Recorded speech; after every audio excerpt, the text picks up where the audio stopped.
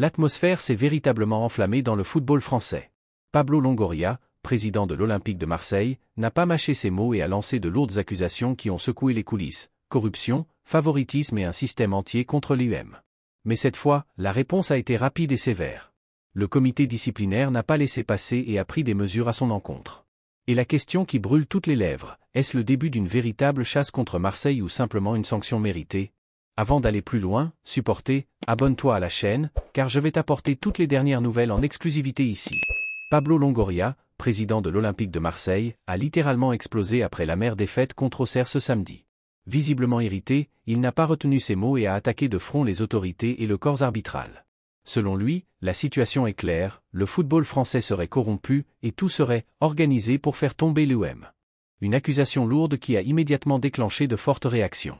Celui qui n'a pas laissé passer, c'est Frédéric Thiriet, président du Conseil national de l'éthique et ancien dirigeant de la LFP. Choqué par les déclarations explosives de Longoria, il n'a pas tardé à répondre. D'après Thiriet, le football français porte déjà une image bien trop ternie pour supporter de nouvelles polémiques. Ça suffit. L'image du football professionnel est déjà suffisamment ternie, a-t-il lâché, exprimant clairement son mécontentement face au comportement du président de l'UM. Désormais, la pression sur Longoria et l'UM ne fait qu'augmenter. Et la question reste entière: est-ce simplement le début d'une tempête en coulisses, ou le président marseillais a-t-il cette fois dépassé les limites? Prépare-toi, car cette histoire est loin d'être terminée et risque de faire grand bruit. Mais l'affaire ne s'est pas arrêtée là. Thiriet a décidé de passer à l'action et a annoncé qu'il saisirait directement le comité disciplinaire. En tant que président du CTE, sa mission est claire: surveiller les comportements qui nuisent à l'image du football, même ceux qui auraient pu échapper aux arbitres pendant le match. Le futur de Longoria pourrait maintenant devenir compliqué. Ses paroles, prononcées sous le coup de l'émotion, pourraient lui coûter cher.